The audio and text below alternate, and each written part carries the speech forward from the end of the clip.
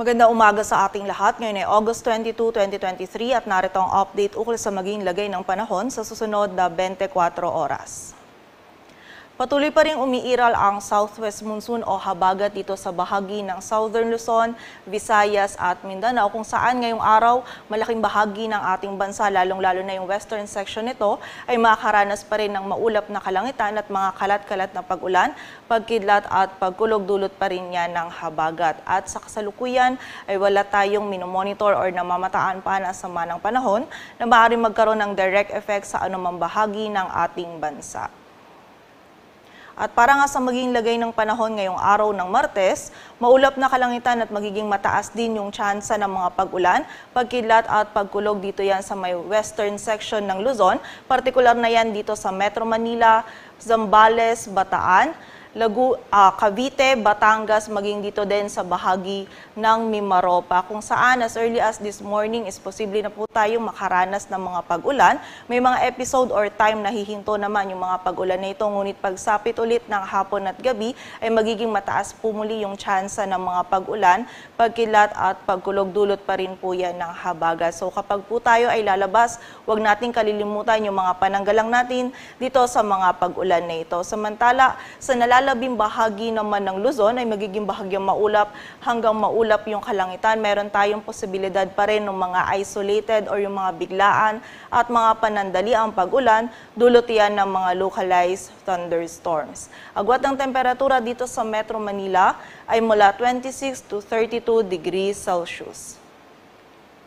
Samantala sa bahagi naman ng Visayas at Mindanao ngayong araw, ang buong bahagi ng Visayas at Mindanao ay makaranas pa rin ng maulap na kalangitan at magiging mataas pa rin yung tsansa ng mga pag-ulan or meron pa rin tayong mga kalat-kalat na pag-ulan, pagkilat at pagkulog dulot pa rin yan ng habagat. So pag-iingat po para sa ating mga kababayan sa posibilidad ng mga pagbaha at pagguho ng lupa.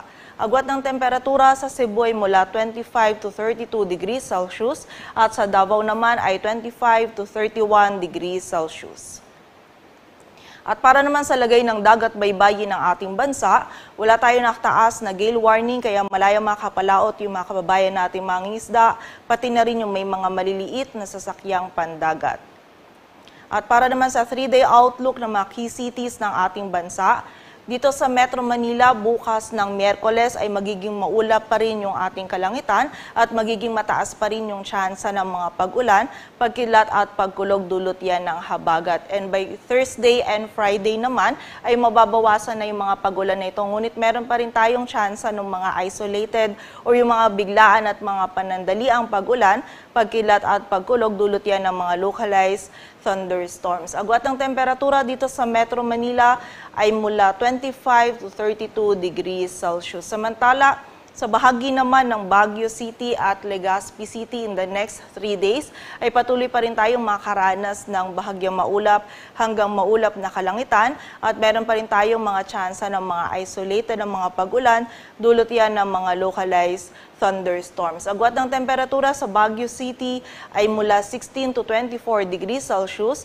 at sa Legazpi City naman ay 25 to 33 degrees Celsius. Samantala, sa bahagi naman ng Metro Cebu, bukas dulot pa rin yan ng habagat ay magiging maulap pa rin yung kalangitan at meron pa rin tayong mga kalat-kalat na pag-ulan, pagkilat at pagkulog, dulot nga po yan ng habagat. So pag-ingat pa rin po para sa ating mga kababayan sa posibilidad ng mga pagbaha at pagguho ng lupa. And by Thursday at Friday naman ay mababawasan na yung mga pag-ulan ng ating mararanasan. Ngunit meron pa rin tayong tsansa ng mga isolated ng mga pag-ulan, dulot naman yan ng mga localized thunderstorms. Agwat ng temperatura sa Metro Cebu ay mula 24 to 33 degrees Celsius. Samantala, sa bahagi naman ng Metro Davao, in the next 3 days ay makakaranas tayo ng bahagyang maulap hanggang maulap na kalangitan.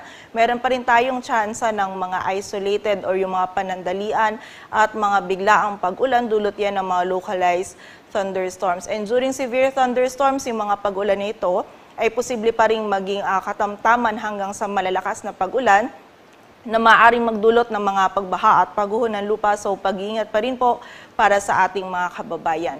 Agwat ng temperatura dito sa Metro Davao ay mula 24 to 33 degrees Celsius. Dito sa Metro Manila, ang araw ay sisikat mamayang 5:43 ng umaga at lulubog mamayang 6:15 ng hapon.